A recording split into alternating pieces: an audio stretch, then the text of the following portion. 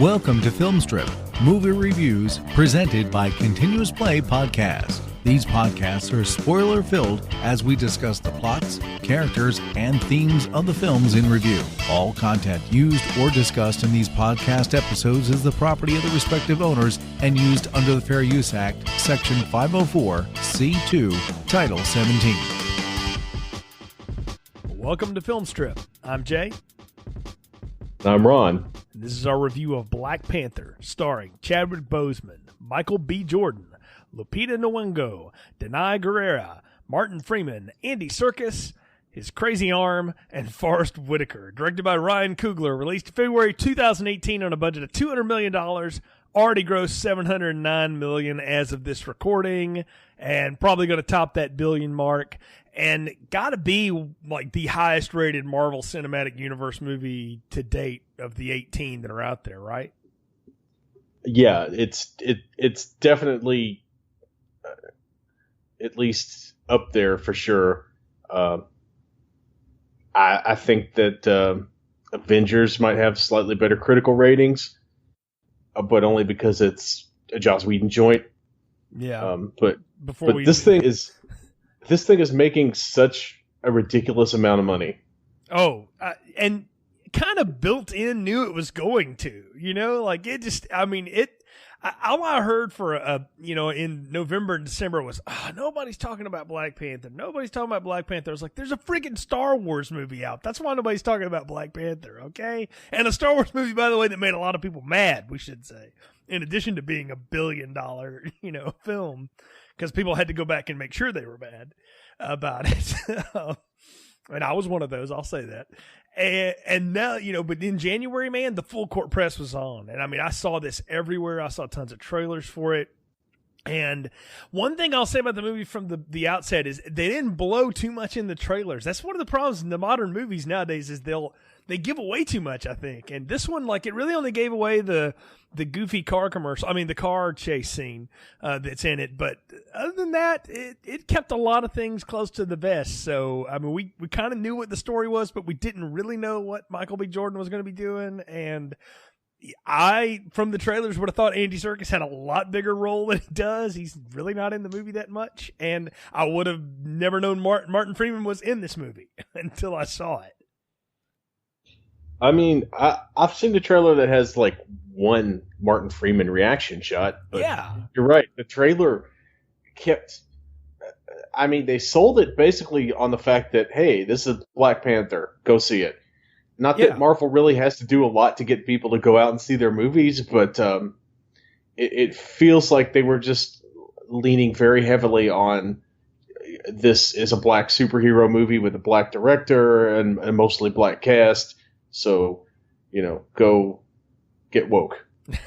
Yeah, there was that, and then there came the critical part of it. This is the most important film in the history of black cinema and all of that bullshit and things like it. And I just, anytime somebody says something like that anyway, I'm just too old and cynical. I'm like, whatever, I'll just dismiss that almost from the outset. But that hasn't stopped. There are people still saying that. People I respect, by the way, their opinions, still saying this stuff. And I'm like, man, it's not, this isn't the retelling of the civil rights movement or something like that. In fact, if anything, there's part of this movie and the protagonists in this movie proclaim to believe things that the more likely than not, a lot of the critics would think are evil.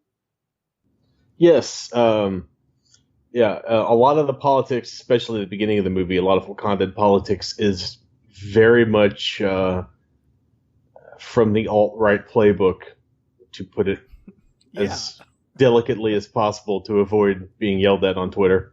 It is. Now, there's a change and there's an arc to it, and we'll get into all of that. But I just think it was funny. And what it let me know is what I've known for years anyway. A lot of critics won't even watch stuff.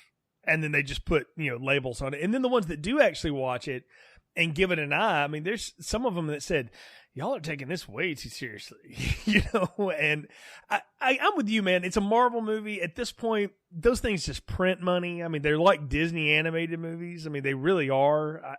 I can't think of the last one that just tanked. Probably The Incredible Hulk, and that still made a ton of money. Everybody just hated it because everybody hates Edward Norton because it's like a pastime now to do so, and has been for over a decade. But, the rest of them, like even Iron Man 2, which basically had half a script that never got finished, and they just made it anyway and put it out, made a ton of money, and people loved that movie. And it's not great. And Iron Man 3, which is a Shane Black mess, it was Robert Downey Jr. basically saying, pay me or I'm going to leave, I mean, that was the whole film. Those made money like crazy, and they got critical acclaim. So it's funny to see one that just, automatically built it in and had a ton of it going for it. And then to actually go and experience it was another thing. I waited a couple of days after it released to go see it, and I saw it in a mostly full theater. It was one of those kind of movies that I thought this one's going to get a lot of people to laugh and react in the theater. And I like that sometimes. And it had a lot of moments, but not as much as I expected. And I'm not talking about like people talking at the screen, like stereotypically. I'm talking about just, audience reaction. There's 3 or 4 moments that we all laughed at. We all went, ooh, at, but anymore nowadays, man, these action spectacles, it's like we've seen them too many times, right? Yeah, and you're not dealing with like a character who's going to be funny. Like T'Challa does not have a sense of humor at all. No, T'Challa does not crack jokes. Denai Guerrera does all the comedy heavy lifting. Michael B. Jordan has most of the jokes in the movie, and he's the bad guy. Yeah. Well, is he the bad guy though? Maybe he's right. Yes, that's what they try to do, right? We can get into that debate later. Yeah. But yeah, I expected it to be more like that too. I saw it after opening weekend. I went to go see it on, I think, a Monday. Yeah, was it a Monday or Tuesday? Anyway, I went to see it on like the day we were supposed to record. But then we had to push it back because the theater I was going to go see it in had sold out the Tuesday showings and the Wednesday showings in the time that I could go see it. So I had to see it literally 2 days after I wanted to see it, which was a week after it had come out, which is amazing. And when I did see it on Thursday, that screening was also sold out because a local school brought an entire class of kids, like 31 kids, in to see the movie. Can I just tell you right now, like I've heard stories about that, and I think like one of the Carolina Panthers players did that in Charlotte, and I think that is awesome. I am so glad that the Black community has embraced this thing. Even if it's not, again, this transcendental piece of cinema, because it's not. It's just it's a big action movie, but it's something that, again, you don't see a lot of, and they really have come out for it. I think that's awesome. I think it's great that people want to, bring the kids and watch this or whatever.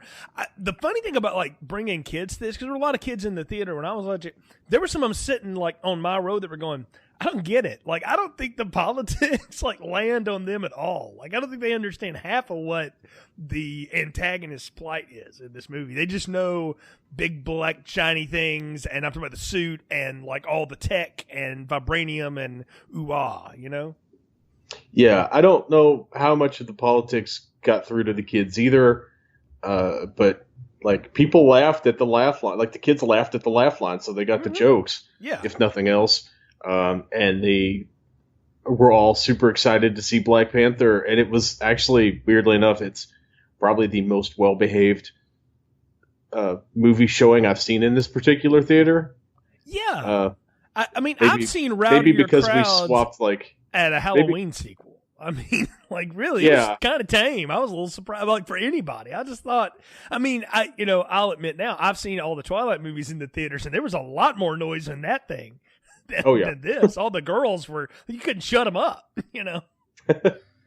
Yeah, I saw the first two Twilight movies in the movie theater for to review for Den of Geek. Oh, and, research purposes. Yeah, I went with my wife willingly. I admit that. I have admitted that on this show. And you should be very embarrassed that you've done that, but I understand. I make no bones about the fact that I gave a lot of passes in that series. But it's interesting that to me it's you're right. It is a big kind of dumb action. It's not a dumb action movie. It's kind of a smart action movie, but it's a big action movie. Part of it is couched as like a James Bond flick. Yes. Which was pretty impressive. By the way, can I just go ahead and say now that's when they use The Weeknd and Kendrick Lamar song is in the James Bond casino scene. And I now demand that The Weeknd sing the next James Bond song. I don't care who directs the movie. Like, yeah, he needs to do a Bond theme. Like, that would be awesome. So. Yeah, that was another thing. The use of the music was great. We're already discussing the movie, and we haven't even gone through the plot. No, not at all. That was, hey, I mean, since we follow the rules, this movie doesn't. So, or it does, but it doesn't. So, I mean, I'll say this now. Like, I had if there was not a Marvel Cinematic Universe, I don't know that I would have known Black Panther existed.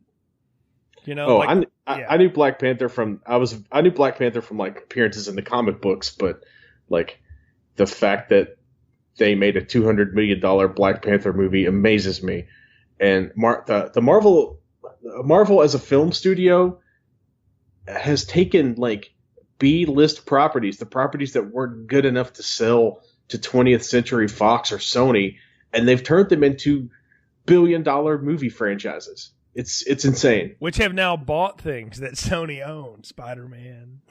You know, in particular X-Men that Fox had. You know, I mean, they've reacquired the bigger pieces that got away by playing the hits with the B level. You know, well, everybody talks about it when that first Iron Man came out, right? It's like, who the heck is Iron Man? He's kind of like a knockoff Batman, you know? And then all of a sudden you get the right actor, RDJ, and everything goes, and the next thing you know, you're sitting on top of billions of dollars, and 18 movies later with, I don't know, 5 more coming this year, it looks like.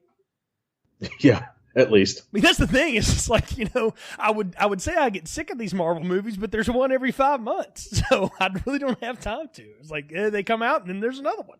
So, well, that's actually one of the smartest things I think Marvel has done, and you get. Like, the movie is a Marvel movie, for sure. Like, they all have a similar kind of feel, but they work other genres into the fabric of the Marvel movie, which is, I think, what the secret recipe is. Because this literally, half of this is like a James Bond flick, and half of it is like a cyberpunk movie, and half of it is like that's the Zulu movie from the 70s, because you've got all those great scenes of like tribal warfare between these various groups, but they're also fighting with super high tech weapons that just happen to look like spears and clubs, but also shoot lasers. Should also be mentioned that there's a lot of Tom Clancy cloud hanging on this movie too, like his influence, not only just the cinematic Jack Ryan, but like the written stuff, like Martin Freeman is a character I'm pretty sure he probably created somewhere along the way. It definitely does. You do get some of that Tom Clancy, and now I want a Marvel Jack Ryan type movie. It can't be any worse than the last 2 things they've done. No, it'll be way better than the last 2 Jack Ryan movies, or the TV show for that matter. Yeah, that TV show looks awful on Amazon. I'm just going to say I'm not feeling that. That does not look good at all.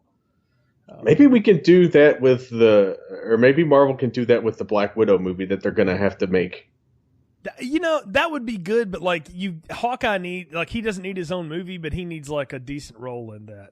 Maybe just because I want Jeremy Renner to get good work, but because he's really good in those Mission Impossible movies. That's another thing too.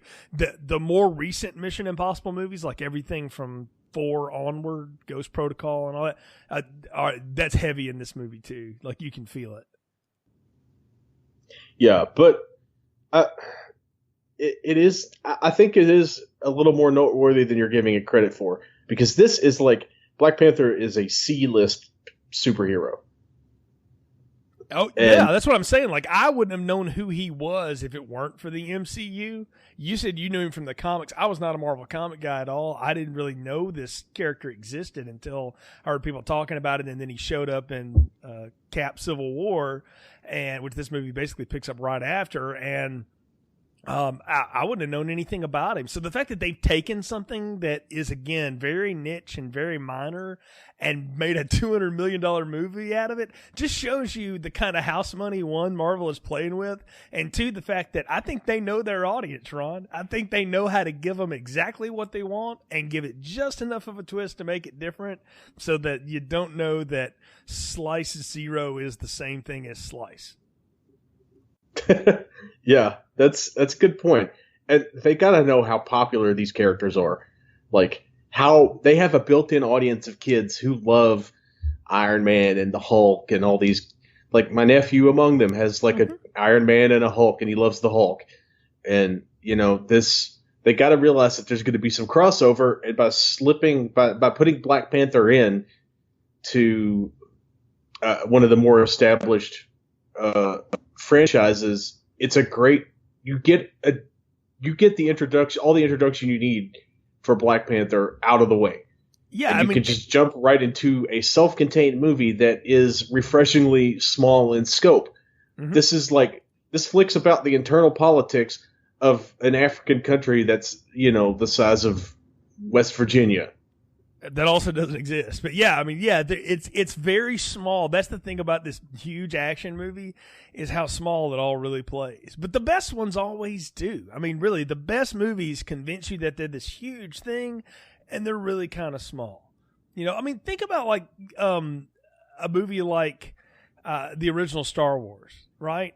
That's a small movie. It's about a spaceship, a desert planet, and a moon that'll blow you away. That's really kind of it. It's the whole galaxy, but it's really just about this one family with all of its dysfunction playing out in the universe. And that's the beauty of it, right? Is that it looks grand in scope, but its simplicity is the strength of it. And they did the introduction for this character. That's the smart thing that Marvel has figured out is we're going to make a movie about a character, but to do that, we're going to introduce him in another movie so that we can get the backstory out of the way. So we don't have to do origin story after origin story all the time. We kind of told you that, and then we can just pick up and make a movie.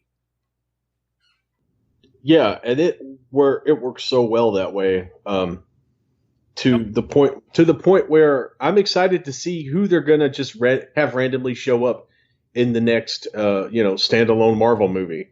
Well, if you believe what we've seen from the trailers of Avengers Infinity War, everybody's going to Wakanda. Everybody. So, based on what I saw.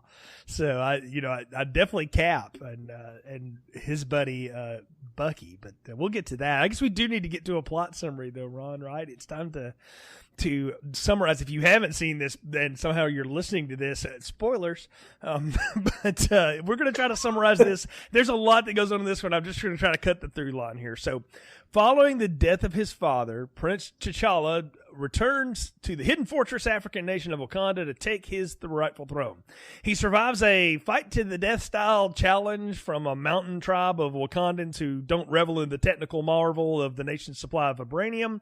And just when things look like they're fine, the sins of the father come to pay a visit. You see, T'Chaka, his father, dispatched sleeper cell agents all over the world for research purposes. That's not really ever established. But one of them in Oakland, California, played by the wonderful Sterling K. Brown, decides he's had enough of watching dark-skinned people be oppressed, so he's going to arm them with vibranium weapons and even release some vibranium to Ulysses Claw, who'll show up later, to overthrow what he sees as oppressive regimes. Of course, that agent is killed by T'Chaka. Turns out that was his brother, but the guy has a son named Eric who knows of his Wakandan heritage, even though he grows up in Oakland, California, and he grows up to be like a Navy SEAL / CIA agent. This is the Tom Clancy part, used to dispatch dictators and terrorists worldwide. So Eric, or Warmonger as he likes to call himself, teams up with Ulysses Claw, Andy Serkis, and challenges for the throne, because basically he uses Claw to get close to Wakanda and takes out Claw, but then he gets to Wakanda and he says, hey, no, that's my throne, dog, in almost exact those words. And in a fight, he throws T'Challa off a cliff and starts his plan to arm all the dark-skinned people worldwide to overthrow the majority races in power around them. T'Challa's not dead, though. He's rescued by the Mountain Tribe, his sister, mother, the CIA lead, played by Martin Freeman, and a spy that he loves. And they repower him with the magic flower thing that I think we'll talk about. And he goes after Warmonger. And this leads to a huge battle between everybody in Wakanda, who's now all of a sudden just loyal to the new king. He's been there like a day, but, Daniel Kaluuya decides to take up with him. So, and we'll get into that. Yeah, and then those still loyal to T'Challa. A lot happens, but those closest to T'Challa win, and he vanquishes Eric Warmonger in a fight on a magnetic subway type thing. And Eric tells him he'd rather die than go to prison for his crimes, so T'Challa lets him die while seeing a Wakandan sunset for the first and only time. Then T'Challa takes Eric's message to heart, though, but instead of bringing up war to people and arming them, he decides to share the wealth and resources of Wakanda with impoverished places and starts in Oakland, California instead of his own continent for some reason. And then there's a couple of stingers where he talks in front of United Nations and some old white guy asks, what good can you do? And he gives you a bunch of sheep herders and he smiles. And then we see the real stinger where the Winter Soldier is reprogrammed or something by T'Challa's sister and seems to be good. And then Kendrick Lamar plays in the credits roll and we just move toward Infinity War. And that's pretty much it. Yeah, and we set up the real reason that Infinity War is going to take place in Wakanda. Bucky, the known international terrorist Bucky Barnes, is hanging out. Yeah. And not having an arm. Right. Yeah, which we knew he was anyway because he asked to be put on ice at the end of the Cap movie in Civil War, if you've forgotten that. And I had forgotten that. So I was like, why is he there? Oh, that's right. So, but the internet helped me remember, and that's why it's here. The internet is here for complaining about George Lucas and reminding me what I didn't see in a Marvel film. But anyway, so yeah, there's a lot that goes on in this, and I'm sure we'll get into a chunk of it, and we'll probably miss pieces of it, but I think we got the broad strokes there. Well, I want to say the opening of this movie, though, man, I really loved like the metallic sand art stuff that sort of tells the history of Wakanda and how the vibranium came to be and all of it. Like, it sets up the whole world, right? Because we've had T'Challa's backstory sort of laid out for us. We've had his origin sort of set up. We know how and why he's going to be king and everything. But what we don't know is anything about Wakanda. And so they spend like 3 minutes at the beginning going, well, here's Wakanda. And I'm like, that was really smart. It was a good world building scene. I dug the animation and all of it. It looked cool. It was one of the best or one of the most efficient world building opening credit sequences since for all its flaws, the Watchmen movie. The Watchmen movie did a great job at this, and Black Panther does a great job at this. Plus, it looks really cool. Oh, it looks awesome. I mean, it's back in the old days, when I was growing up and stuff, like you'd just get like a title card on the screen, and then Conan the Barbarian came along, and I got Mako to read it to me, which I thought was awesome before that great soundtrack kicked in. But now you get to show, right? Like, you got to show. And so I really dug it. And I'm with you. That opening to Watchmen, I know people hate on that movie. That movie's fine. I mean, the third act kind of falls apart, but everything else in that movie's fine. But that opening is fantastic. That opening is perfect. And this one is just about the same. Like, it sets up everything I need to know. There's the people that go to the mountain. We're going to see them twice later. Okay, pay attention to that. Everybody else, woo, vibranium. And, like, we set up the purple flower. The Black Panther gets his powers from it. How it all happened. And that's kind of it. And you know what? It's just enough to set the scene, but not too much to bore me. Yeah, it's really efficiently done. It's easy to understand. Even if you don't necessarily pay attention to the talking, you get it from the images. Yeah. And it does a great job of even setting up the internal politics of Wakanda as to why they have things like this ritual combat challenge for those of royal blood. Why they've got this tribe of people who just hang out in the mountains and aren't all in on the Black Panther thing, and why they have the other 4 tribes, why everybody has a completely different style of dress than everybody else. It also sets up the fact that they decided to isolate themselves from everything around them, including their own continent, for thousands of years. And this is also a prickly part of the story, I think, because it gets thrown in their face often by the antagonist that where's Wakanda been when we were doing this? Where was Wakanda in slavery? Where was Wakanda in World War II? Where was Wakanda in the LA riots? Where was Wakanda? And the answer was Wakanda was minding their own damn business and had no desire. And even Kaluja even says once before he makes the turn to the other dark side for some reason, says, if you let the outside in, then Wakanda is just like everywhere else. And I'm going, holy cow, am I listening to Alex Jones? No, because vibranium doesn't make frogs gay. It's making the frogs gay. If y'all don't know what we're talking about, by the way, go YouTube that. You're welcome for that laugh. But he practically says we're gonna make Wakanda. We're gonna make Wakanda the best. Wakanda's gonna be great.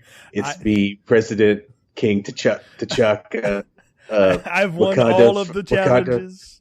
That old Wakanda man, first. By the way, that I wanted to see a shot of that old man beating anybody down at any point in his life. Even the 1990-something version, I'm like, no. That dude does not look like the rest of these people. Well, and by these people, I mean jacked and ripped and, just set to, built like rocks. He looks like, a dude that works at the bank.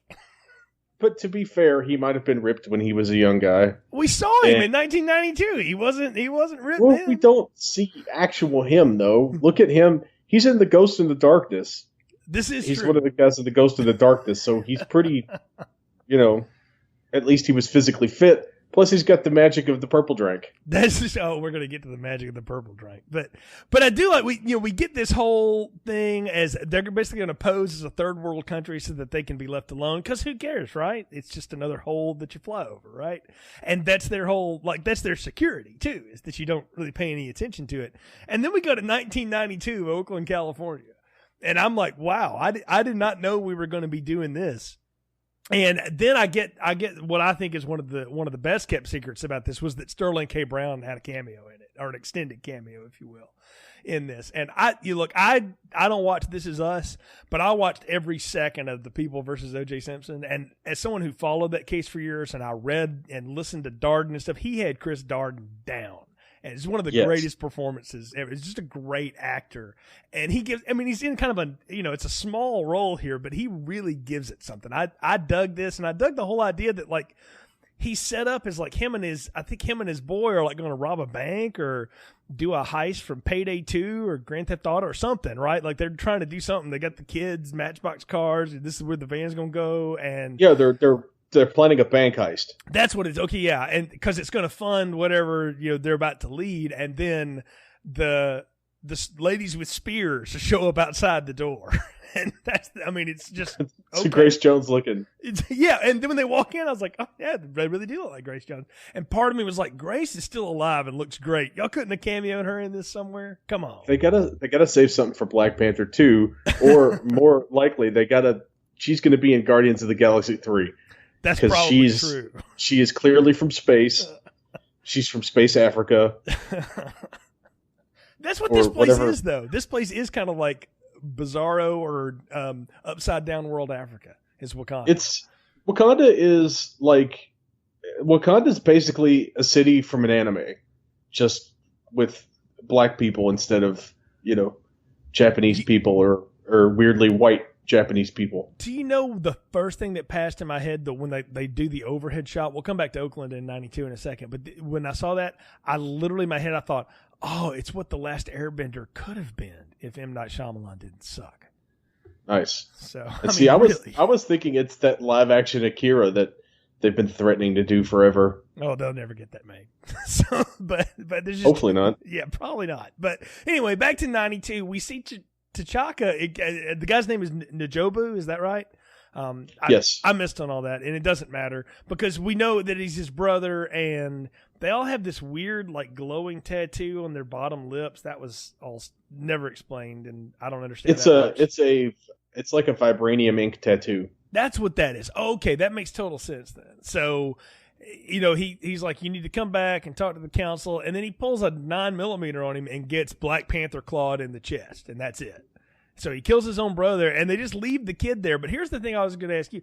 I didn't know that was his kid. I just thought it was a kid seeing space aliens. And I didn't put it together until they do the flashback later that, oh, that's Michael B. Jordan as a kid. Oh. I didn't either, but I think that's the point. I think the point is Wakanda didn't know about this kid. That's why they left him behind in Oakland. Well, you know what? That would have been great in Fever Dream later when he's being asked to go to Wakanda heaven, and he tells his father, hey, why don't you leave that kid there? And the father's like, we made decisions. We had to do what we had to do. I kind of took it that he did know, and he was like, no, we ain't bringing that problem with us, and just left it. Like they play it as if T'Chaka was a real ass for doing this. When I'm with you, I'm like, well, did he even know? We don't even know who the boy's mother is. We know nothing about any of this. And by the way, his partner that goes back with him turns out to be Forrest Whitaker later. He didn't tell anybody about that? Surely he knew. Yeah, you would. Maybe you're right. Maybe I missed something in the flick where they kind of explained it a little bit better. But maybe T'Chaka was just a jerk. Maybe he was like, no, this kid wasn't born in Wakanda. He's not a Wakandan. Okay, well, see, here's the thing. Like, it would have been. It's fine either way how you want to play it. This movie's 2 hours and 15 minutes long. It's got plenty in it. It didn't need 5 more minutes of anything, but it could have used 10 seconds of something. And that I want to say that's going to be like a consistent theme with me throughout this movie is that it does a lot of good things, but then it just sort of leaves this other thing out here, and you're just like, yeah, just go with it. And I'm like, no, because it's trying to play smart. And if the movie wants to be a big, dumb action movie, then it doesn't play smart. It does Guardians of the Galaxy, and we just have a good time, and we listen to bad 70s music, right? But that's not what this movie wants to be. This movie wants to be smart. So you can't leave dangling threads like this and then expect me to call you smart. That's the sign of something that's not well edited or put together. It's in a hurry. But I mean, maybe that is like I have no doubt that Ryan Coogler turned in a 3-hour cut of this movie, and they had to reduce it. So I guarantee you a lot of this stuff ended up on the floor. But what we do get though is like, I mean, T'Chaka left his corpse behind. Like, he killed his brother and he just left the body in Oakland. Yeah. He didn't even bring him home for like a proper burial. Which automatically then goes to why I think they were playing it as he is just so cold because he's, has to be on the throne. He's so objective that he just cuts himself off from all kinds of other affection and any kind of other relations. And that would have played even stronger into what happens in the movie. What I'm saying is, like, it works fine as it is. It could have been stronger if they'd just gone with it. Like, go ahead and let him be an asshole. I'm fine with that because he's played like one anyway. And the son basically tells him you're wrong and reverses all kinds of policy for thousands of years of tradition because of it. So it's not like this guy is someone we should revere. Right. But I do appreciate that he's not a straight up bad guy and he's not a straight up good guy. It's one of the many rare shades of gray that you're going to get in this movie because he's kind of back and forth. But when Killmonger makes his argument about why Wakanda needs to be a part of the world, it's really persuasive. Oh, no, it's completely persuasive. It's his methods that I have questions with and that anybody could question. You say this movie is real black and white. I think it on the surface wants to say there's this black and white kind of thing happening. And by that, I mean, like, there's one side and the other. It's not, we've got to be careful about the racial politics there with that. But it's really much more gray. This movie is a lot of gray. Everybody in it is very, very gray. I mean, think about it. Like Nakia, the spy who used to be T'Challa's main squeeze back in high school when he was on the Wakanda team, you know, and they were friends or whatever. They broke up, but he goes and like extracts her from some jungle insurgent thing she's doing because he wants her to be there for the coronation. Like, come to my birthday party, basically. Right. Yeah. And, yeah. Which is, it's funny. I mean, cause it's a great scene and she gets to really show off and do some cool stuff. And we get to see Okoye do some things. That's his, guard leader with the bald head, the Grace Jones, you know, who gets great lines in the casino with that wig in a bit. But, you know, we go and get her out of the jungle to do that. Along with we get to see his younger sister. And what I realize immediately is that, you know, everybody here has roles that they want to play and stuff, but they're all malleable. Like they can change as they need to for the moment, except T'Challa. He wants to be his father so badly, yet he completely disagrees with a lot of his father's notions even before he learns that he should. Like, this movie plays a lot of grays. I think Nakia is really the evidence of that. Is she's, you know, she cares for him. She really does, but she wants to be part of the cause, and she's also one that sees, like, we could be doing a lot more than what we do. We don't have to arm everybody, but we could be doing something besides sitting inside all this vibranium wealth that we have. Well, pretty much everybody has some kind of internal debate that they're going through. You've got the more obvious ones like Nakia. You've got the one that Okoye has later where she has to decide whether she's going to be loyal to T'Challa or loyal to the throne like she's always been. Right. You get the same thing played out with Wakabi. That's the Daniel Kaluuya character. You see those two have a disagreement because Okoye and Wakabi are a married couple. And they end up on different sides of the political argument. That's going to be a strange day at dinner right there. So, Daniel Kaluuya just keeps getting in difficult family situations, man. Get Out. I feel for the guy. And then you've got, even like Shuri is torn between the role that she has to play, which is the traditional Wakandan princess, and the role that she wants to play, which is to be Q. She wants to be Q in James Bond movies. That's what I was going to say. She wants to be Tony Stark because, like, all the Wakandan technology looks exactly like Stark tech. Yeah, it does. Except it's got like some flourishes. Yet they still wear like traditional like tribal garb.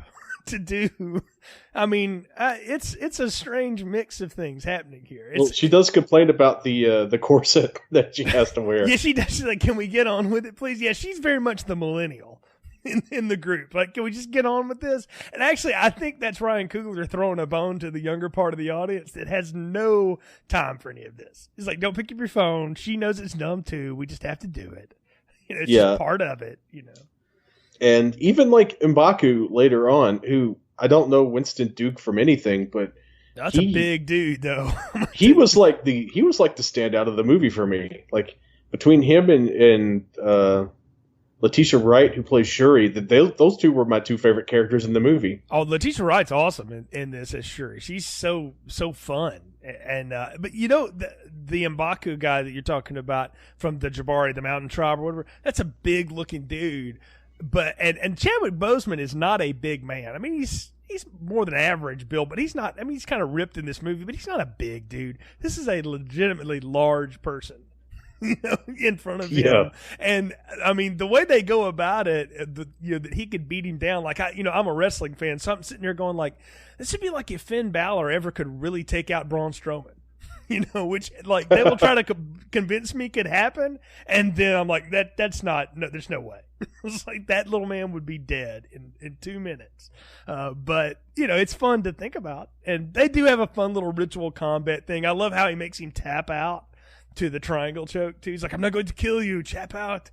Which, by the way, I love Chadwick Boseman. He's a great actor. He sucks with that accent. That is so awful. I know he has to do it because it's part of the character, but it would be almost better if he's like, "I'm going to talk like an American because it'll make me fit in better," and he just goes with it because it slips in and out so much. It's and I feel for him because he can't really do it. He's bad at it.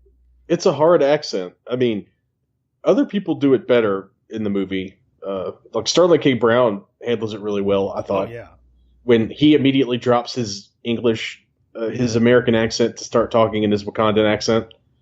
He does a great job handling that one, but he's got so many lines, and you have to like you pay attention to Black Panther because he is the hero of your movie. You have to like watch Black Panther. You have to listen to Black Panther, so he's getting the 100% of the audience's focus at all times when he's on screen. It also hurts the actor. Like, that's the thing. Like, Robert Downey Jr. getting to play Iron Man, or really getting to play Tony Stark, is just being Robert Downey Jr. He's just kind of riffing and having fun, and he's doing that whole like, don't put this on your MySpace page and all. Like, I remember all these things, right? Like, don't throw the peace sign, go ahead and throw it. I'm like, that's just him being him. He can just be himself.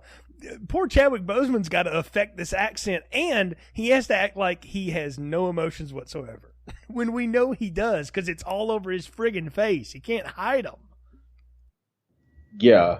It's really in his eyes too. Like I've seen him in kind of a B movie called Draft Day, where he plays this linebacker prospect that Kevin Costner's trying to, or may draft or not, or whatever. I won't spoil it for you. He's good at that. I reviewed that movie for Den of Geek. Yeah, he's really good in that. Yeah, he's really good at it, but his emotions are in his face. Like, he does this whole scene when he finally does get drafted, and the look on his face is like, man, it's very real. Like, that's how this guy acts. It's how he emotes. It's how we all do, really. But he's really good at it. But you have to it's like you strip that away from him. And I feel bad for him because he does a heck of a job with it, but it's just hard. It's hard to get through as much dialogue as he has and not slip that accent. And when he's unmasked, I think it's really effective. Like, to me, the best scenes in this movie, or at least the scenes that resonated the most for me emotionally, were the Wakandan acid trip flashbacks.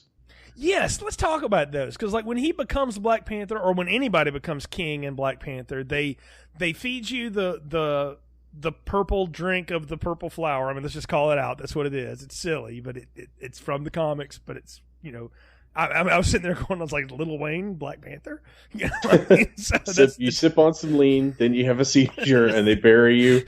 I mean, yeah, they bury you in like some red sand or snow or whatever's nearby, and then you trip the light fantastic until you wake up and are king. But like I think you're supposed to like connect to your elders. That's the idea? Yeah, you're connecting to your past. And you're connecting to, like, the past. I mean, like, in Christianity, baptism is you bury yourself in water and you rise up again as symbolic of Christ dying and rising from the grave, right? That's what that is. That's what that act is. And this is kind of the same thing, but, like, you mix in, again, the acid trip, which is, I mean, it was really, like, trippy. Like, I was waiting on, like, some Hammond B3 organ to start playing and Inagata Devita or something, man. I mean, it was weird.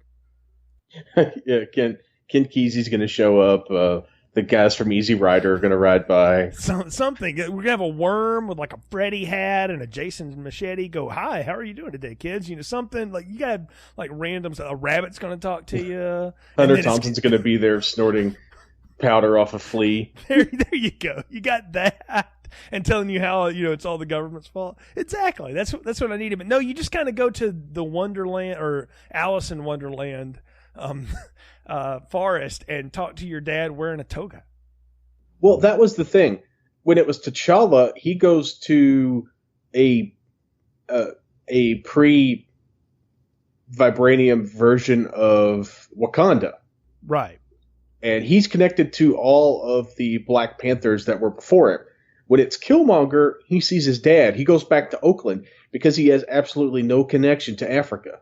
Right. He goes to his dad's apartment, and he goes to the place where he found the Wakandan journals, where he kind of discovered who he was and where he was from. So that's why I said in the plot summary, like, he knows of his Wakandan origins. He just has never seen it.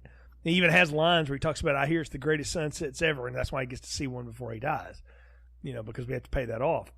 But yeah, I guess you go to what you know as your formative place. You go to your ancestry. You go to it. What it is, it's a giant, basically, the African diaspora story. You go to your homeland, and Chadwick Boseman or T'Challa has Wakanda. He grew up there. He knows everything about it. He's seen that Wakandan sunset a million times. Killmonger has no origin. Killmonger only knows Oakland.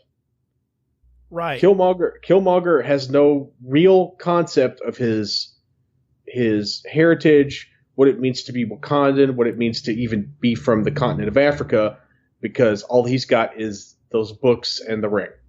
Can we talk about like how smart he is? Not just as a character, but like what we're to believe about this guy is that he grows up. He graduates from the Naval Academy at age 19, which means he accelerates in school at an incredible rate. By the way, they don't let you in the military academies early. Okay, they did back in the day. They don't do that anymore. And by back in the day, I mean like the 18 and early 1900s. They don't do that anymore. All right. So he does that. So that's a world-class Ivy League education. He's in the Navy SEALs. All right. So the guy's jacked. He's ripped. I mean, Michael B. Jordan's not a big dude either, but he can play muscle. I've seen him play. He's in Creed. I remember him from Friday Night Lights. He was great in that show when I first saw him. So he can play an athlete. I mean, he's definitely someone who's built and can look fierce and all that kind of stuff, even though he's not that big. But he does this. He's not only a great SEAL, but then he goes to work. Like he gets out of the Navy and goes to work as a CIA operative, or like Blackwater, basically. So he's one of the secret soldiers of Benghazi. He's one of those types of guys. He's an operator. He goes. Yeah, he's in the Army of Northern Virginia. Yeah, there you go. He's there to go and like disrupt governments. He does all of this while maintaining this incredible intellect. And what I'm saying is like we're to believe this guy does this because he's so hell bent on revenge against Wakanda that he pushes himself beyond all kinds of other human obstacles. And I'm like, at no time did it ever dawn on this dude, you know what, I got a pretty good life. Maybe I'll just go to work for Randstad and make about $900,000 a year and just let it go. But he's so hell-bent on revenge that he can't let it go. And I'm like, that's so cheap for a guy that's this smart and has accomplished so much that he's willing to just throw it all away in the name of insurgency. But is it throwing it away, or is it executing a master plan? Well, I mean, that's the thing, is he would tell you it's executing the master plan. I'm telling you, as, again, I'm being academic advisor, guidance counselor here, going like, Eric, you really got a good chance here, man. Don't blow it. Nobody cares. Nobody cares about Wakanda. Let it go. But then he goes back to Wakanda and he becomes a God King superhero. Yeah, that lasts for a day, causes a civil war, and he dies from it. That doesn't work out too well. Yeah, but until the part where he died, it was going pretty well. Actually, it wasn't. There's a dropped line, and I don't know if you caught it, but I made a note of it that he's talking to Kaluuya again, and he's going, well, only New York, London, and L.A. are on board, but everybody else will get in line after they see how that goes. And I'm like, see, that point, not everybody's on board for mass insurgency. So many people are like, maybe that's not the way we should do this. I'm not saying diplomacy cures everything, but blowing everybody to hell doesn't either. That's a good point. But again, it's great. It's in the middle. But every insurgency has to start somewhere. This is true. I mean, and again, I'm not trying to discount it. I think Eric Stevens, Warmonger, is a great character. Is he the greatest villain in the Marvel Cinematic Universe? I don't know. People have said that. He's certainly got the biggest arc of any of them, and he's definitely got a much bigger arc than most first movie villains get. And I don't know if he's the best one, but he's the most interesting one. He's got the most interesting plight, that's for sure. Yeah, he's the one who has stuck with me past the movie. Like, can I tell you though? I want to tell you, and this is taking nothing away from the script, which is really well done. But I'm putting a lot of that on the fact that they got the right actor for it. The thing that worked about that Creed movie for me, because I went and saw that reluctantly. I was like, I don't know about this. Like spin-off Rocky movies, I don't know. I went and saw that, and I was like, man, this is awesome because they got the right guy to play that. He's got just enough attitude, just enough intellect, and just enough subtlety to pull all that stuff off. And that's what this role is too. Michael B. Jordan is, I think, what people will remember from this more than the character. I think he is fantastic in this. Oh, yeah. He's amazing. And he makes a very interesting point in the way that it makes you stop and go, he's not entirely wrong. Maybe the method is wrong, Maybe I don't agree with the let's all arm up and, go, hell bent for leather and overthrow everybody. But he's also not wrong to go, where the hell have y'all been the last 2,000 years? Better yet, where y'all been the last 100 years? You're sitting on this, and you're literally sitting on it, doing nothing with it. You don't even want anybody else to have any of it. Captain America got a little bit of it, and you lost your friggin' minds. Really, he's not wrong with that. And that's what he appeals to. And, I think Nakia is the one that sees it first. She's like, he's not wrong. We are just sitting. And T'Challa's he wants to be his father so badly, even though I think deep down he knows his father's wrong. Mm-hmm. Yeah, that's definitely a big part of it, I think. You're right. Michael B. Jordan is definitely probably the standout, but if you look at this movie's cast list, it is chock full of great people, even in small roles. I mean, Martin Freeman's on the screen, 15 minutes? Yeah, but he's a great role, though. Usually the government, person it just screws everything up, right? Mm-hmm. And for once, and outside of a Tom Clancy movie, for once, the CIA are not incompetent morons. He's very cool. He never lets himself get over upset. And you know what? He's also very mission focused too. There's a point where he's having to shoot down some drones that are taking the weapons away, gobbledygook, whatever. And he's having to fly it from remote. And there's something trying to shoot through the glass to get to him. And he's like, "Screw it! I'm staying and finishing the job." And I'm like, that's exactly what someone like that should do. You just never see him do it. Yeah, exactly. But Martin Freeman's great. We've already talked about Winston Duke and Letitia Wright. They're both great. Daniel Kaluuya's great. Sterling K. Brown. But to me, Denai Guerrera, to see her, be able to do some comedy was a lot of fun. And she's great in that role as kind of the hard ass, but cracking jokes type of character. Yeah, they go to the casino in South Korea or whatever, and she's got to wear a wig because, of course, she's bald and got military tattoos all over her head, and she's like, "I look ridiculous in this thing." And the first chance she gets to throw that off and start kicking people in the face, she's like, "Hell yes!" And I laughed at that. I mean, again, I thought that was funny. That was she gets all the comedy. Yeah, that was a huge laugh line in the theater, especially when she's scratching under the wig. Yes, exactly. It's like, this is annoying, and it's making fun of all of this stuff, But and Angela Bassett, it was great to see Angela Bassett in a movie again. Yeah, I totally forgot she was. But you're right. Yeah, she's fantastic in this as T'Challa's mother. Because she's very much somebody who's also has a duty and a role to play. And just has to set aside self to do it. And that's the thing, though, is you have all these people that keep preaching that and living that in front of him. But T'Challa and Eric are two people who cannot set aside themselves to just do their job. Their personal beliefs and interests and the way that they think that things should go, they fight against it. And T'Challa more than Eric, because Eric just acts upon all of it. But they refuse to set aside self for the greater good. And that's an interesting thing, because usually it's the other way around. The leader's trying to always get everybody else to not lose their minds and stuff like that. But it goes from within this time. It's from with up. Everybody below is like, calm down. We got this. Let's not do this. Let's do this. Or whatever, where the two leads are both very much driven by their emotions and fighting against them the whole time. Yeah, that's a great point. It's interesting to think about how. Do you think that Killmonger really wanted to destroy the world, or do you think he was just acting out? I think he wanted to destroy the powers that rule the world and keep minorities oppressed. I firmly believe that, because he says it and then he acts upon what he says, and he has a plan for it. So does that start with Wakanda? Say what? Does that start with Wakanda? Well, it did, because he threw out the power that be. They're all minority in Wakanda. So what did he have to do? He had to get the majority. He got one of the military leaders on his side. He figured the guard would come around because they're tied by duty. And look how everybody just falls in line too, by the way. Can we talk about that? This is why you're just following orders is not necessarily a good idea. I'm the new king. Burn that shit down. Okay.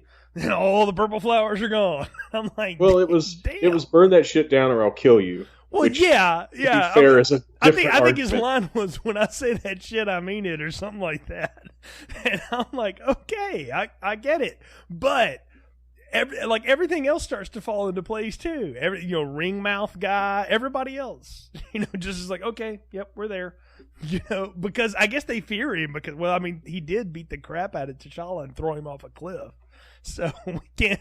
He did power slam him into nowheresville. So we know that. But I don't know. Like I think honestly, because first two of his major targets are in America, I think he cares about America. L.A., New York, London's just sort of nearby. I thought it was New York and Tokyo. Maybe it was Tokyo. I thought L.A. got dropped in there somewhere though, because I mean it would make sense because either way, historically three very oppressive societies and very colonialist societies, because I think everyone knows about Japan's activities in World War II, but that was just the beginning. That was just like the end of the Japanese Empire. The Japanese did that for hundreds of years. Exactly. So, and we all know the sun never sets on the British Empire, and of course, who is the only thing close to a superpower in today's world? The United States. Exactly, right. And you go after, well, if Superman, Batman, and the Avengers haven't done enough to New York, let's make Harlem go crazy. So, I mean, really, that just, I know why New York's always the target. I'm just like, can we let New York get a pass this time? Like, it would have been funny if he said, "No, we're giving New York a pass this time. We're going for Boston." Or something like that, just to break it up. I thought he should have gone after San Francisco. Yeah, that would make sense. Anything in California. What would tie back to the Oakland thing? Plus, right. I mean, if you really want to disrupt the world economy, just go blow up Facebook. Just nuke Silicon Valley and see how Google quickly. Out. In 1 week of everybody having to use Bing, and we'll all be in tethers and hunger lines. So, I agree. So, ask Jeeves where the nearest bread line is. I miss Ask Jeeves. So, that was a fun website in 1997. So, on my Netscape Navigator browser. Wow. So, but it would have further tied into. Yeah. Like, I understand they got to do New York because it's Marvel and Marvel's headquartered in New York, and that's where all these characters and essentially again, come. New York hasn't had enough. So they need 76th 9/11. $2 to Andrew Jenkins. Yeah, but it was interesting how didn't they even mention Killmonger mentioned 9/11? Yeah, that's in there too. I was like, oh, we had to force that in. Well, I don't think it's forcing it in. It's just an example of the atrocities, the horrible things that Wakanda has ignored. Right, but actually he should be on the side of the people that perpetrated the attacks of 9/11 because they're doing what he wanted to do. They just did. They used our technology against us, wherever they did it for, and all that. You can decide on your own. But they should, he would be on their side. Like, what he should have said is, you should have helped them guys out. That would have made his point more. Basically, you didn't help New York out when, these minorities tried to blow it up. Well, yeah, isn't that what you want? Because that's exactly what he says. It's also the flaw in the plan. And I think, Kaluuya kind of sees that, but he just wants some war. But everybody else, sees, you're not wrong in the fact that we probably can't be isolationists anymore. Matter of fact, we can't be that anymore. But there's another way to do this. But by the time Wakabi comes around to this, he's already in. It's too late for him to back out, or because this is after Killmonger has the Black Panther magic. Right. I mean, again, these people sometimes are loyal to the moment out of fault. Wakabi had moments to back out of that too. When everything was going down, he went and got his team of rhinoceroses that are all armored up for reasons. Because they need because more it looks of that. Cool. Yeah, exactly. Well, it does. It would look cool if the CGI was rendered better. We're gonna get to that in a little bit, but. He has a moment where he's like, you know what? You're right. Screw this. They could have all turned on the one guy that was sometimes you just got to take a step back and go, what's causing this problem? And you realize it's one person. You're like, you know what? Go after that. Like that would have been even cooler if everybody turned on Warmonger and then, T'Challa chased him into the subway. But if they had all turned on Warmonger, it would just have been a pile of bodies. Because I don't, you pointed out that Michael B. Jordan isn't like the biggest dude on the planet. He's not like a Schwarzenegger looking type of guy, but he definitely fits into that Van Damme kind of role where he's a sleek, he's a sleek, graceful murder machine. He looks like an MMA fighter. Yes, he does. He very much looks like an MMA fighter. He's ripped. He's got all these little bead like tattoos on him. We find out it's scarification. Yeah, he scars himself every time he like kills somebody, and I'm like, damn.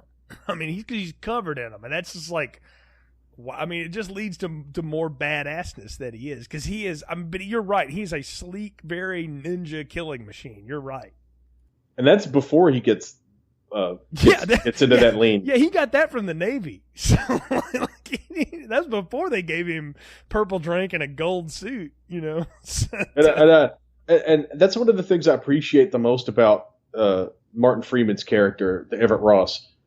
When Killmonger shows up and they go to Ross, and Ross is like, yeah, this is exactly what he's trained to do.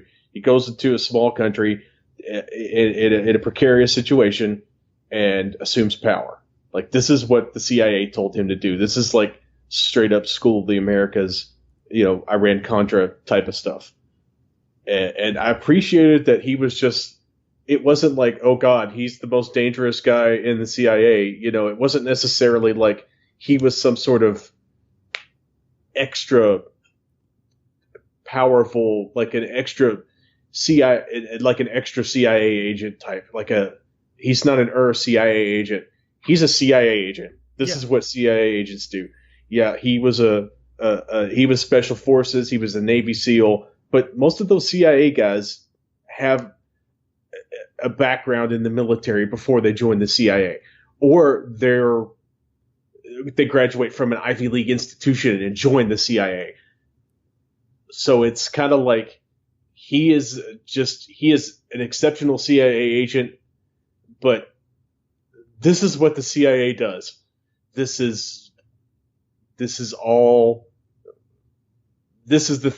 kind of, it goes back to what he said about using the oppressor's weapons against him by learning what he thinks. And Everett Ross is like, yeah, this is basically our Cuba playbook that we had for 50 years. Well, I mean, yeah, that's exactly what they do. Like, this is, and what I think is great about it is he lays all that bare, and it's because they've saved his life. Like, we don't talk about it, but like Clue and they capture him after. Andy Serkis is crazy in this. We're going to talk about him because I don't remember him from Ultron at all. I just don't. But I'm told he was like one of the big bads in that. And they capture him, and Killmonger comes and breaks him out with his crew of people. And in the gunplay, Martin Freeman jumps in front of Shuri and Nakia and saves their lives. So he takes a bullet right in the spine, and then they use like magic Wakanda technology, vibranium, to heal him. So he's like, well, I guess since you've shown me yours, I'll show you mine. But I like the fact that he does it. I mean, I figure that's why he does it. But I also like the fact that he's like, I clearly have nothing to hide from these people. I want them to be on my side. I'm friends with T'Challa. I want this to work, so he just starts laying out stuff. And this is what I mean by your perception is, well, the CIA's, they're just a bunch of secret keepers and thieves and spies. They're not ever going to help you do anything. They're just out for their own. When the truth of the matter is, if you're allies, okay, I'm going to help you because you're helping me. Like, this is what diplomacy brings, is if you'll work with us, then we can work together. Yeah, which actually goes back to in the beginning of the movie when they first capture Claw, and Martin Freeman's like, "Yeah, give me 5 minutes with him, but then maybe maybe you can have him. If you play ball with me, we'll play ball with you."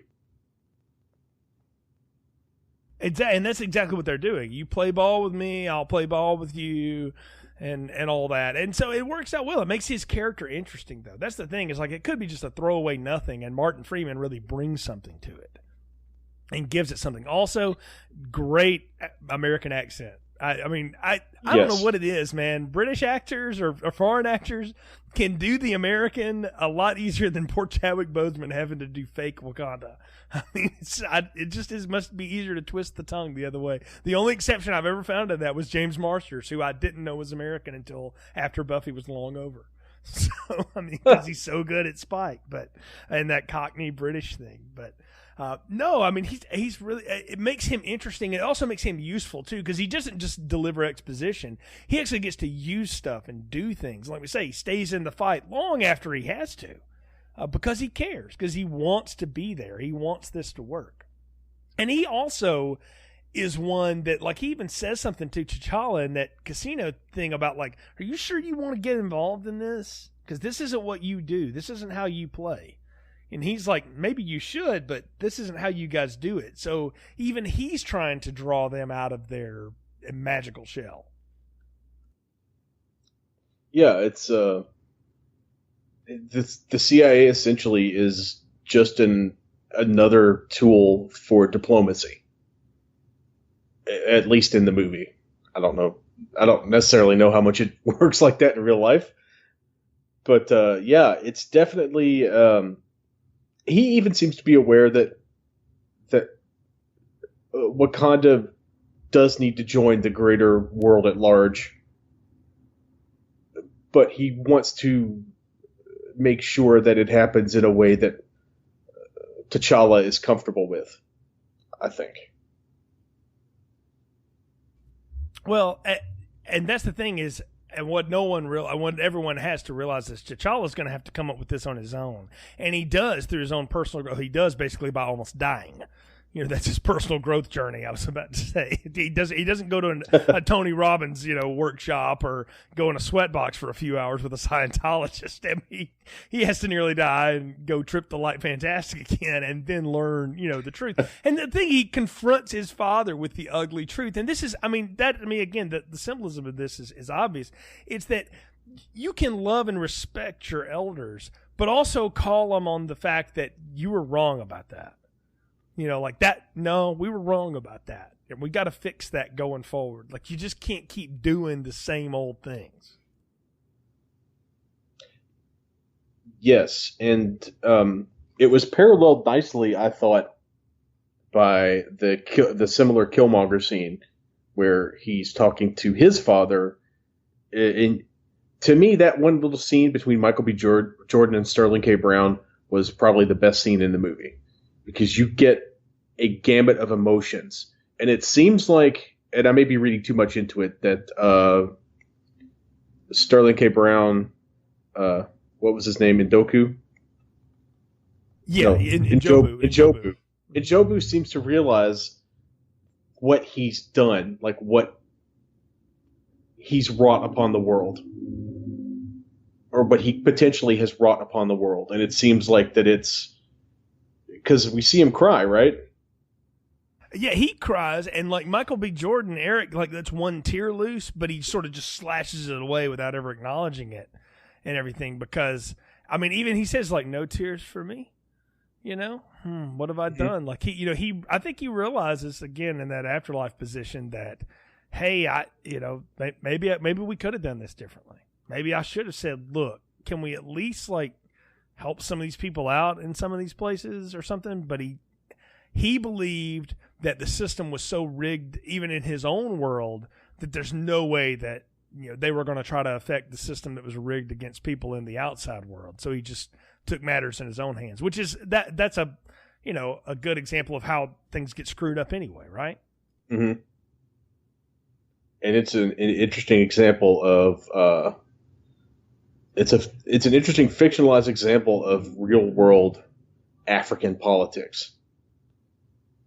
Oh, exactly. They have all these diamond mines and whatnot, right? And but they won't share the wealth with their own people around them. Well, just look at South Africa. It's one of the better off African countries, and yet they've got essentially concentration camps set up for refugees that are streaming into South Africa. If you've ever watched District 9, all the scenes where people are talking about how bad the aliens are and how they need to send them back, et cetera, et cetera.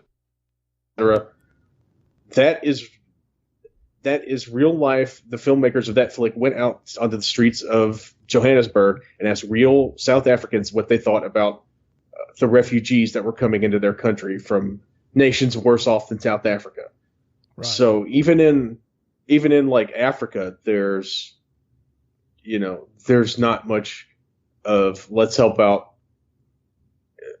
each other. It's very much they don't want to, because again, the internal politics. Well, look, we live in one of the richest countries in the world, right? I mean, there's no doubt. As much as we talk about the national debt and all this stuff, America has resources and riches beyond the pale compared to some of the places around the world that we send aid to. And it's like when we say here, but like, well, what we got failing schools and hungry people in America. What about them? Well, what do you want me to do? You can throw money at something and it still doesn't fix it, right? Like, that's not the answer. It's also not the answer to go bulldoze it to the ground or to arm the people with plowshares with guns all of a sudden, because that doesn't. Yeah, we learned that the hard way. We learned that the hard way in Afghanistan. Well, I mean, yeah, right. I mean, so it doesn't always work. So it's how do you? It's again that balance of diplomacy and movement, and again having both sides willing to want to move. That's the thing, is everybody's got to want to make the change if you're going to enact change. That's what's here. Yeah, it's weird that we are talking this much about how a Marvel movie reflects real world situations when you've got magic elixirs giving people superpowers and spears that also shoot lasers and beads that control holograms and all that kind of stuff. But to me, that's the biggest accomplishment for that Ryan Coogler is able to do. He's able to take a big dumb action movie and to provide it with a secret skeleton of substance. Well, but then now we're getting into what I wanted to ask, though. How deep really is this? Because I think I've boiled this movie down in its simplicity several times, and I don't know. I mean, how deep is the message here, really? I don't think it's not deep if you compare it to like Fruitvale Station. Oh yeah, well, I mean, that's real life and tragic. Yeah. Yeah, or even like Creed, it's not as deep as those, but like by Marvel movie standards, this thing is roots. Oh my goodness, yes. I mean, yeah, it's not even close. There hasn't been a Marvel movie that tried to touch on any of this, even close to it. Like they haven't. The only one that tried to do any emotional to me is like the core at all was the first Guardians movie, But the rest of them haven't been about it. Emotional or like, either emotional core or like trying to say something about society at large or the world at large in any kind of real way. To me, this is one of the things that Marvel has had to do as they've gotten deeper into their slate of movies is to try to push both in terms of genre and in terms of subject matter. Which is why you're getting things with gray areas like for example, the Civil War storyline or this particular movie or even like Winter Soldier. You're getting at least an attempt to have these movies say something in a secret way that won't turn off the audience. I'm glad you brought that up, because to me, like, Winter Soldier is the best of any of these movies by far. Like, it's got the most to say. It's got up until this movie has got a lot of emotional stakes. It's got all the crazy action you want, but it's got a real story about brothers, really. And how far you will let that tie go to try and save someone's soul. Because that's really what Cap and Bucky are, and it's what Cap's story is. And that's why that movie works so well. And the fact that it breeds into conflict, into civil war, and Bucky himself says, I'm the reason we're doing this. I got to be taken offline. You got to shut down RoboCop for a while until you can unscramble me because the world's not ready for this technology, Miss Yutani. You know, I mean, that to me gives that character arc and things like that. And this movie wants to have that too. And you get it with Killmonger. You know, the thing that I just, again, I go to the end here, and with T'Challa, his first thing is like, okay, I mean, I get it. You want to make good where Eric Stevens is from. No one there knows him. There's no monuments to him in Oakland, California. So the fact that you go and buy up a bunch of buildings and are going to, you know, improve the community there, why didn't we see like the companion scene of that? And, you know, that country we sit in the middle of that they don't know we exist, they're about to know we exist. You know, we're about to fix that. Like, I needed that for the circle to be complete because I feel like I got that between Winter Soldier and Civil War. And I think that is going to come up more in the inevitable Black Panther 2. I think that it's a satisfying movie. It feels like a fairly complete movie, but it is not a 100% complete movie. And I think that you're going to get more repercussions in the Black Panther universe from these decisions that have been made. Oh, by far, because, I mean, you're about to open up the can. Well, it's going to be what the world found out when the Avengers really existed in Avengers. Up to that point, handfuls of people knew about any of these people. And then all of a sudden, you've got a Norse god chasing another one on the, like, Snakes of Doom from Transformers and Star Wars movies, while a green monster, Iron Man, a girl with a couple of guns and a dude with a bunch of arrows shoot them all down. I mean, the world got woke to that moment pretty fast in New York. And we saw the aftermath of that was they were heroes, right? People talked about them. And then they became like out of fashion. Like that was sort of the turn of it, right? So this is the same thing again. It's now the world's going to know, because that's that line in the United Nations is like, what can a bunch of sheep herders and fishermen do for the world? And you just get that little smile on Boseman's face. Again, the emotion on his face, the man just does it. And I'm like, yeah, that's awesome. Like that was a great like mic drop line, and then you go to the cool songs. Yeah, and it's one of the things that Marvel struggled to handle. I'm a fan of the movies. I've seen, I think, all of them except for Doctor Strange. I'm waiting for that one for some reason. Well, I haven't had 2.5 hours to sit down and watch it yet. But one of the things they haven't done well is to explore the ramifications of these world-shattering events so much. You're getting a little bit of it in, like, for example, the Daredevil TV show and some of the street-level Marvel stuff. But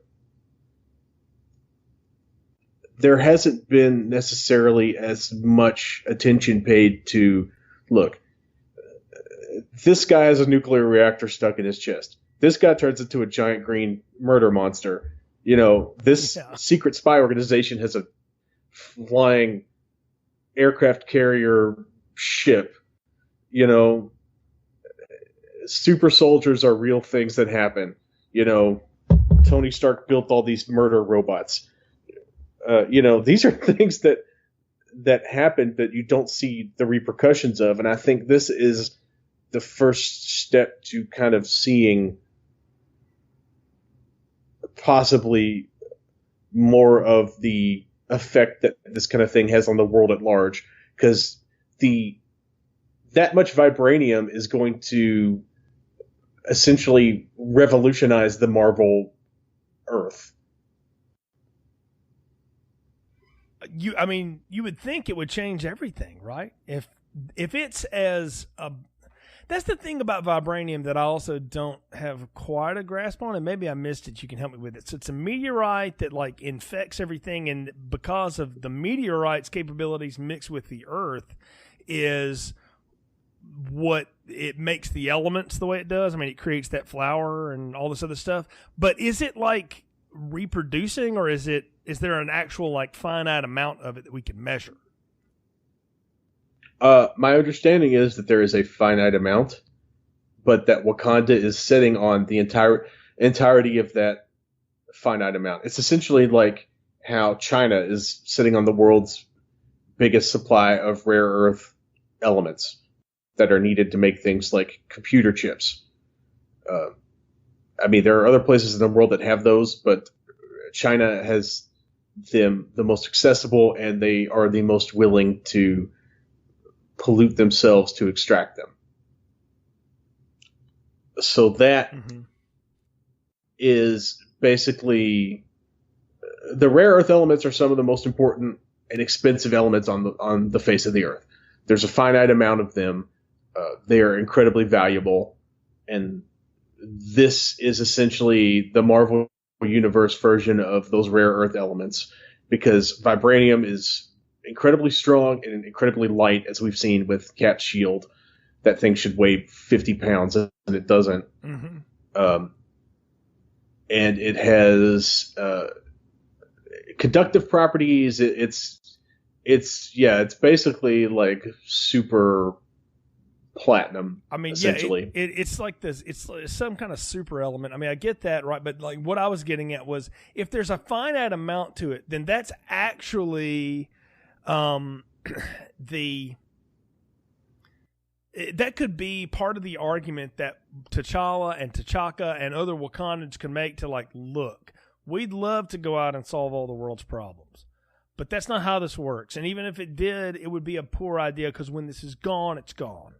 So we can't do that. So maybe we shouldn't hoard it, but what all are you going to do with it anyway? We made weapons out of it to defend ourselves in case you ever got wise to what we had going on here. Imagine if, imagine if Hitler got a hold of some vibranium. What that would have been like, right? Like, you can imagine the disaster that it could be. So I get, like, Wakandan's reason. That's why I say, like, if that could have been more established, this movie didn't need to be longer, and maybe it is in the part that got cut, but that's still something you should have left in, is what I'm saying to Ryan Coogler. Like, that would have been good to know, because it makes that point defensible, because the way this movie sets up is that their position is no longer defensible, and it actually is if there's a reason for it, but it's never explained.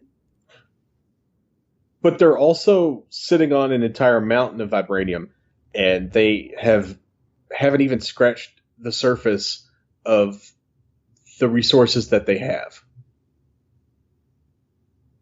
which supports the argument of it's essentially as if all the Arabian Peninsula countries decided, hey, we've got hundreds of millions of gallons of oil. Let's release it in trickles and drabs, and keep it all for ourselves and not share it with the world. Right. Well, and look, not even sell it to the highest bidder. Yeah, exactly. We're going to sit. Well, look, it's what people have been saying about what's up in Alaska for years, right?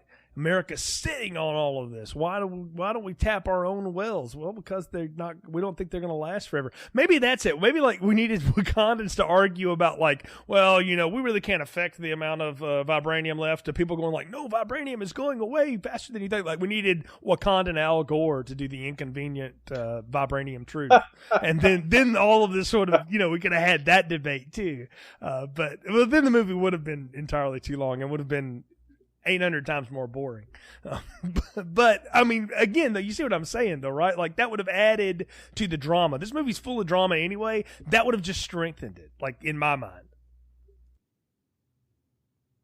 Yeah. No, I get your point. I mean, I'm saying all of this because I feel like this movie is getting a lot of praise heaped on it, and I'm heaping praise on it.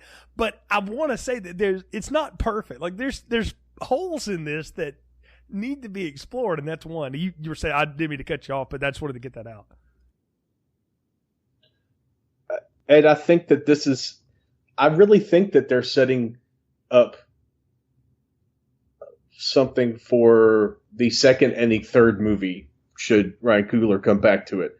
I don't think that we're done with Wakandan internal politics by a long shot. I think that there's going to be more of this. And if you believe what I believe based on the Infinity War trailer, that's going to be a central part of it. Like, they're going to go, okay, we're not going to be known to the world. And the first thing we get involved in an intergalactic war, maybe we won't be in the world anymore. I mean, I could see the reaction to that, right? And you still have like the Jabari tribe, who seem very much opposed to anything and everything. Okay, let me ask you this, because like we've laid it out, like they save him basically because he spared the king's life. He's like, I can kill you, but I don't want to. Tap out. He taps out. He lets him go. Right. So when one of his people finds him down by the river and brings him up, they're like, you know what? We'll keep him alive. One of his people will come looking for him. We got a reason to kill this guy. We owed him one. Or I owed him one. Now that's done. But he wants nothing to do with any of this, and which is again like the Han Solo, like I'm going away with my reward until I'm not, moment of this. And I knew they were going to show up in that big fight, so they show up in the big fight and all this, and I'm like, why did they get back involved in this? Because it looks like he's taking Kaluuya's spot on the inner Phantom Menace Council, or what the hell ever that is at the end. I think it may have something to do with the fact that T'Challa and his delegation are the first time that Wakanda's leader has come to the Jabari, and this may be kind of a signal that the Jabari are ready to enter into Wakanda's internal politics again, or maybe it's just a sign that, once everything is even, M'Baku wants to get some of that sweet vibranium money. Maybe that's it. I mean, because it does look like he's hanging around, like he doesn't go back. I don't know what happens to Kaluuya. He doesn't get killed, but presume he's, he loses his job at the very least, and is replaced. So I'm like, so now the Jabari are over the army or something? I think the Jabari have just taken a seat at the table. Okay, well, I don't think they're that again. That'd have been great to like, glad to have you at the table, brother, and then do the cool handshake thing. Like I would have been down for that. Like we couldn't do that. Like we had to do this other crap. But I also think that him just being there is all you needed to have to signify that, because I don't think M'Baku is, they're even now, but I don't think M'Baku is 100% on board with King T'Challa. Well, and that's the thing is what I'm seeing is T'Challa and his inner circle are going around and now doing this. We're going to be open Wakanda thing. He's doing this, what I would needed to see was like, what do the people back home think about that? Is everybody on board for that now, or are they like? I mean, I imagine that again they're saving that for parts 2 and 3 and whatever to come. But I think we're going to get some of that and a little bit of that at least in Infinity War, because like Infinity War comes out in May. This is February, by the way. It's like these answers are not far around the corner if I'm right. They don't have all of it played out, but they had to know. I mean, these directors talk about how they will talk to each other and they communicate them together. These movies are not made like, you do whatever you want and I'll do whatever I want. They're all strung together somehow. And I think this is like going to tie into the Phase 4 of the Marvel Universe, right? As well. I want to talk about one more thing before we wrap it up here or whatever. I do want to talk about the action scenes in this, okay? Because I picked on it earlier and I'm going to pick on it again. I don't think they look that good. I mean, and maybe I'm just desensitized to too much CGI and all this, but every time they started all like really fighting, particularly when the two Black Panthers go to each other, it's like watching a video game that I can't play. And it's just, I don't know, maybe I've just seen it too much, but let me give you a comparison, okay? I saw the Pure Flix Samson movie, about a week after I saw Black Panther, and not even close on the same level. And I know the Samson story well enough to know like where they cut corners on it and stuff. But the basics of that, like when some of the big feats Samson has when he kills all these Philistine army with the jawbone of a donkey, you see that fight in that movie, and it is incredible because every bit of it is practical. There's no CGI to it. It's guys flying around. It's rocks. It's out in the desert. It looks amazing. And it looks amazing in comparison to this when I see Black Panther has this cool power in his suit where basically the more you hit it, it stores up energy that can then like do a blast of energy out of it. So all these people pile on him and then he blows them all off of him. Samson does the same thing, just, with the power of God or whatever. So, but it looks so much better in that cheap Samson movie than it did in this $200 million Marvel movie. And I was like, man, I just wish, and I don't know how you do it, but even in a movie like this, we couldn't have got some more practical effects. Like the fight between him and Eric takes place in a universe where neither actor is there. And it just I don't know, it saddens me a little bit that it's just all so it's just computer now. It's all it is. Yeah, I would have preferred something a little more practical myself, but everything up until the final Black Panther versus Black Panther fight, I think, is pretty good. You're right. I'm not a big fan of the giant rhinoceros, if only because if you chase a rhinoceros in a jeep for like 15 minutes, it'll fall over dead from a heart attack. Wow, did not know that. Yeah. Well, maybe these are Wakandan rhinos though, and they got some of that vibranium heart stuff going on. Well, that is part of it because they did say it mutated the plants and the animals, and I think you're gonna and those didn't look like your bog standard rhinoceri. No, I can't find those down at the zoo. So even before they're like covered in vibranium, they look. Yeah, I'm talking about just when we see them earlier when there's like petting one. I'm like that thing that looks like something out of Jurassic Park. So, but it wasn't really there. They were just petting air. That's the other thing. I'm like, man, poor Stan Winston. I don't know he's dead, but gosh, I mean, he just made some incredible stuff that we just don't do anymore. And it's, I'm being old. I'm being an old man yelling at a cloud. I realize that, but some of this, like, I wish could have been a little more practical. I wish what I would have really loved was that the Black Panther suits somehow or another both fail or cancel each other out, or Shuri turns them both off, and Warmonger and T'Challa just have to fight each other. Like that would have been cool. Yeah. And if T'Challa had gotten the upper hand on him, that would have been, I don't know, would have meant something. It would have been neat to see those two guys go at each other. But that's exactly how the fight happened. Cause the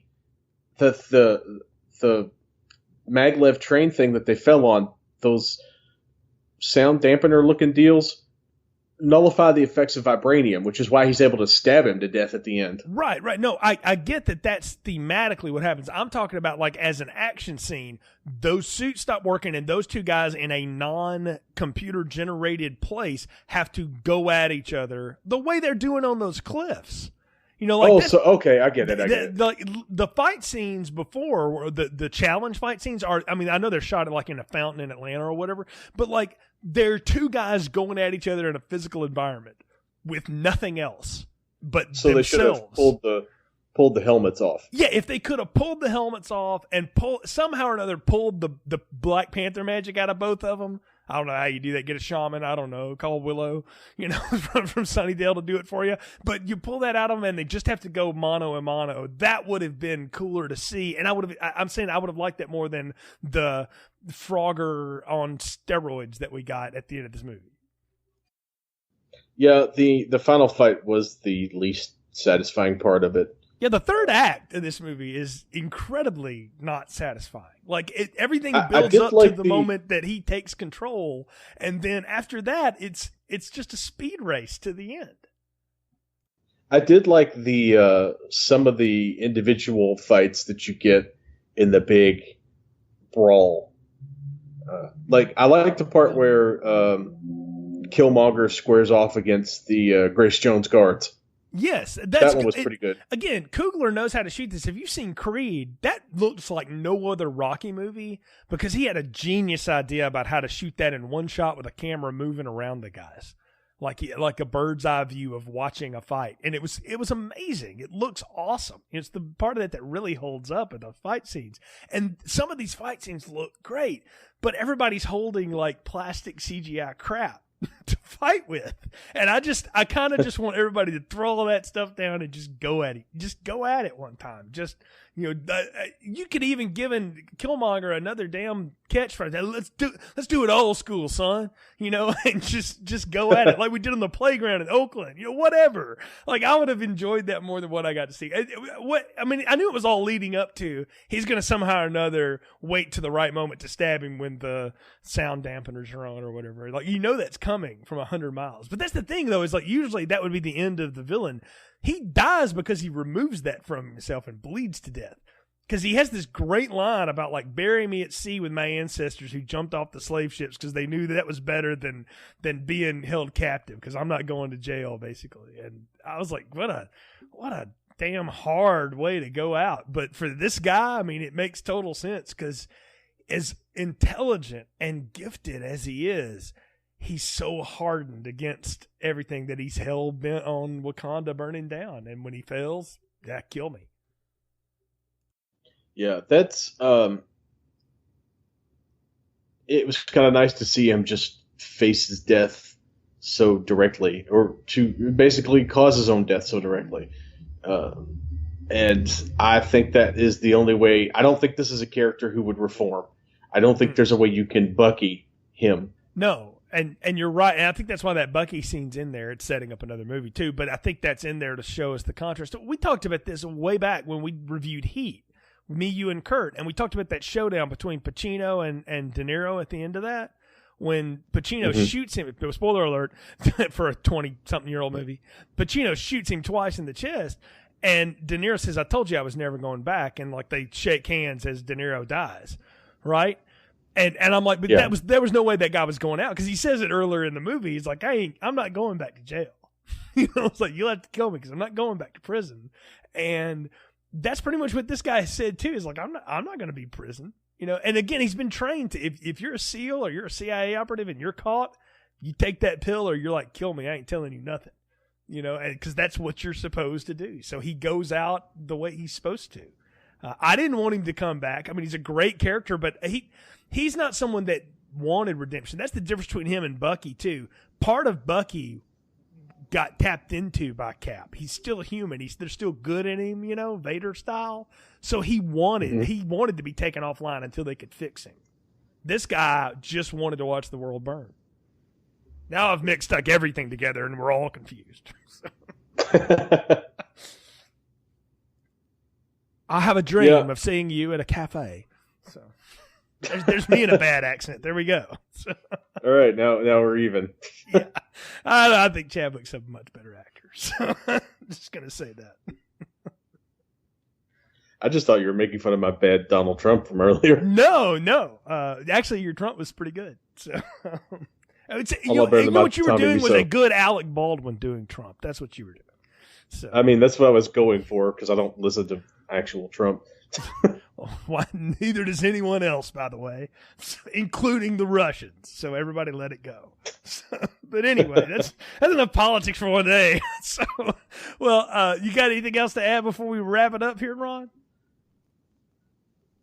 Wakanda forever. Clear eyes, full of hearts. Can't Wakanda.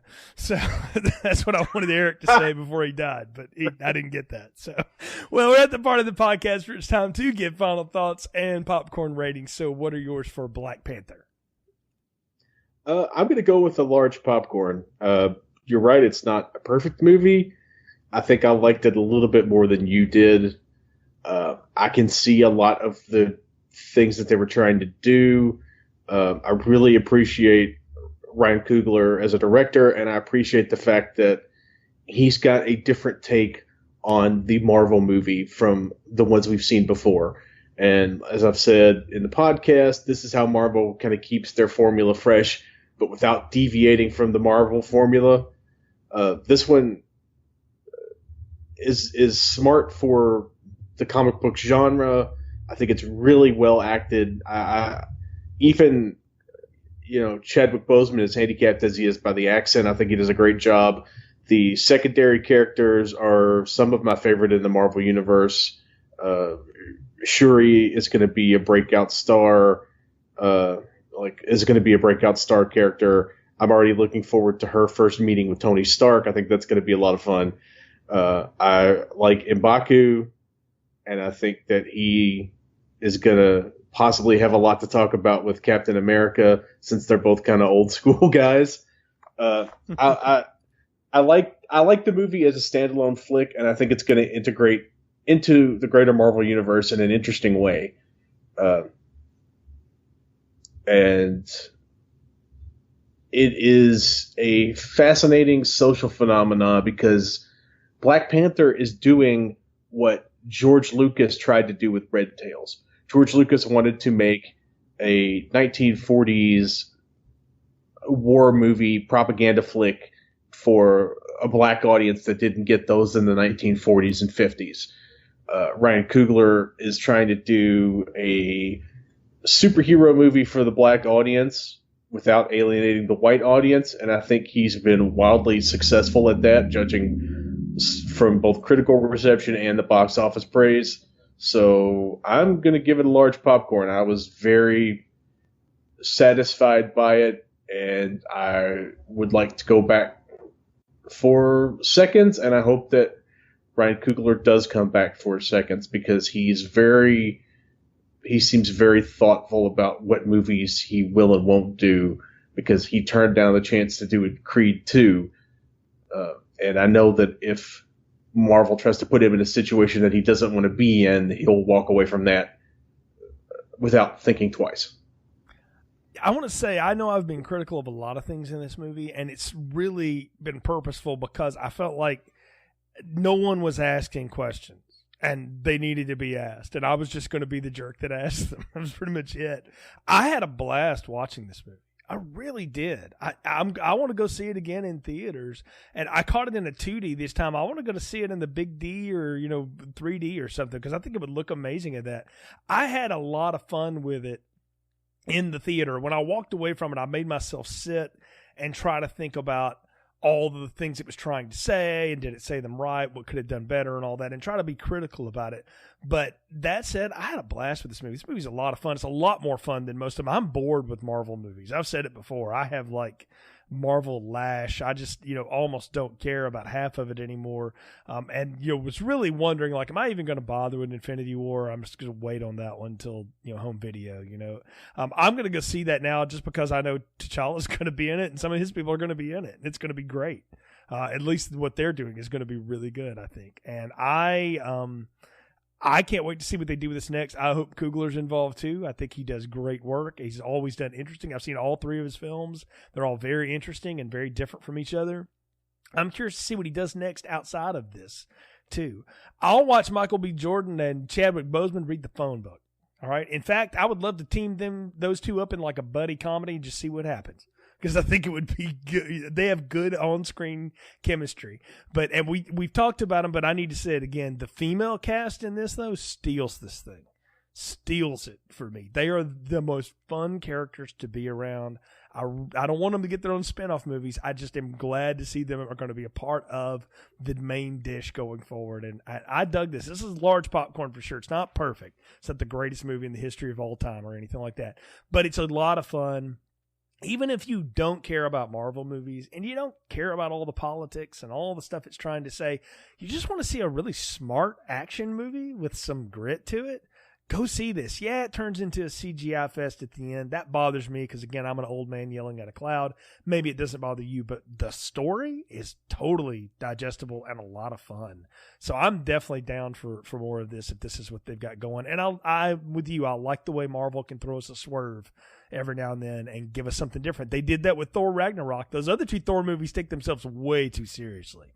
Thor Ragnarok took nothing seriously and was a blast for it. Now, it doesn't hold up as well. It's kind of goofy, but it was a lot of fun because it was different. So I hope the end of Phase 3, into Phase 4 here for Marvel brings us more interesting things. That's all I can ask it to be at this point anymore, right, is be interesting. So I'm going to join you in that large popcorn too. I'm looking forward to see what happens next. Again, just want to say thanks to everyone, and thanks to my co-hosts and partners in crime on this, and just really appreciate all the support. You've been listening to Filmstrip. Thank you for listening to Filmstrip. You can find more episodes on our website, continuousplaypodcast.com/movies. Please leave us a positive review on iTunes and link up with us on Facebook. The Filmstrip theme music is produced and performed by Frozen Lake 121.